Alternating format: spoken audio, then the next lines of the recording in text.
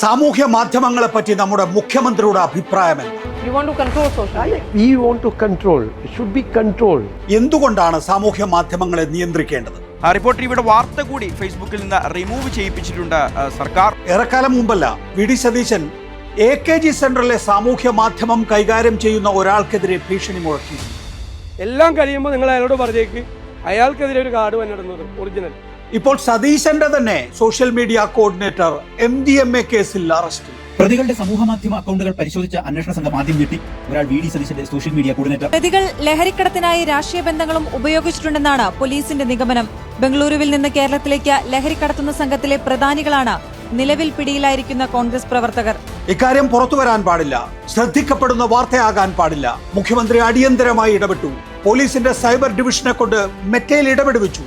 മുഖ്യമന്ത്രി social media coordinator ഉൾപ്പെടെയുള്ള 3 കോൺഗ്രസ് പ്രവർത്തകർ പിടിയിലായ വാർത്തയാണ് മെറ്റ റിമൂവ് ചെയ്തിരിക്കുന്നത്. വാർത്തകൾ ഏതൊക്കെ നീക്കം ചെയ്യാൻ മെറ്റയോട് പറയണമെന്ന് വി ഡി സതീശനോട് പോലീസ്. വി ഡി സതീശൻ പോലീസിനോട് 1.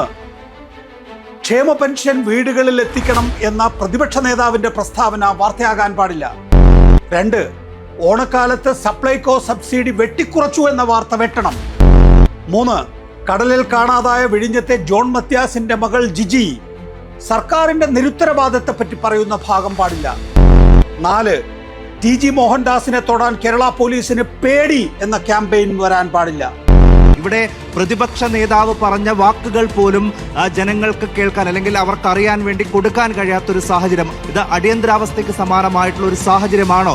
പിന്നൊരു കാര്യം, RSS നേതാവ് TG മോഹൻദാസിന്റെ വീഡിയോ ഒരു കാരണവശാലും നീക്കം ചെയ്യാൻ പാടില്ല.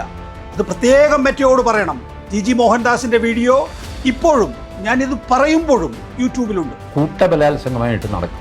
ബലാത്സംഗം ഇഷ്ടപ്പെടുന്ന സ്ത്രീകളുണ്ടല്ലോ, പെൺകുട്ടികളുണ്ട്. The day when Rahul Gandhi raised question on Adani, that point of time they start this type of conspiracy. Rahul ഗാന്ധിയെ കോടതി ശിക്ഷിച്ച ഘട്ടത്തിൽ KC വേണുഗോപാൽ ഇങ്ങനെ പറയുമ്പോൾ അതിലെ ധ്വനി അദാനി കോടതിയെ സ്വാധീനിച്ചു എന്നായിരുന്നു. അതായത് എന്താ സൂപ്പർ ഗവൺമെന്റ് ആണ്. TG മോഹൻദാസിനെ ജയിലിലേക്ക് അയക്കാതിരിക്കുമ്പോഴും അദ്ദേഹത്തിന്റെ പോസ്റ്റ് ഡിലീറ്റ് ചെയ്യാൻ ഭയക്കുമ്പോഴും അതേ വാക്കുകൾ തന്നെ ആവർത്തിക്കാൻ തോന്നുന്നു. RSS ഇത്ര വലിയ സംഭവമായി കേരളത്തിൽ വളർന്നത് അറിഞ്ഞില്ല. ഇതെന്താ BJP ഭരിക്കുന്ന സംസ്ഥാനമാണ്. 35 സീറ്റ് കിട്ടിയാൽ കേരളം ഭരിക്കുമെന്ന് K. സുരേന്ദ്രൻ എന്ന പ്രവാചകൻ ഒരിക്കൽ പറഞ്ഞത് ഓർക്കുന്നു. 35 സീറ്റ് കിട്ടിയിരുന്നെങ്കിൽ കേരളം ഭരിക്കും ഞാൻ ഇപ്പോഴും പറയുന്നു. മോദി എങ്ങനെയാണോ ജന്തർ മന്തർ സമരത്തെ നേരിട്ടത്, സമാനമായ വിധത്തിൽ തന്നെയാണ് വി ഡി സതീശൻ കേരളത്തെയും നയിക്കുന്നത്. അറിഞ്ഞില്ല, ആരും പറഞ്ഞില്ല. BJP ആണ് RSSന്റെ രാഷ്ട്രീയ സംഘടന എന്നാണ് നമ്മളൊക്കെ മനസ്സിലാക്കി വെച്ചിരുന്നത്. കോൺഗ്രസും ലീഗും RSSന്റെ സ്വന്തം കുഞ്ഞുങ്ങളാണ് എന്ന് ഇപ്പോൾ നമ്മൾ മനസ്സിലാക്കുന്നതിന് മാത്രമല്ല, എത്ര ഭീകരമായാണ് ഇവർ കേരളത്തെ പറഞ്ഞു പറ്റിച്ചത്.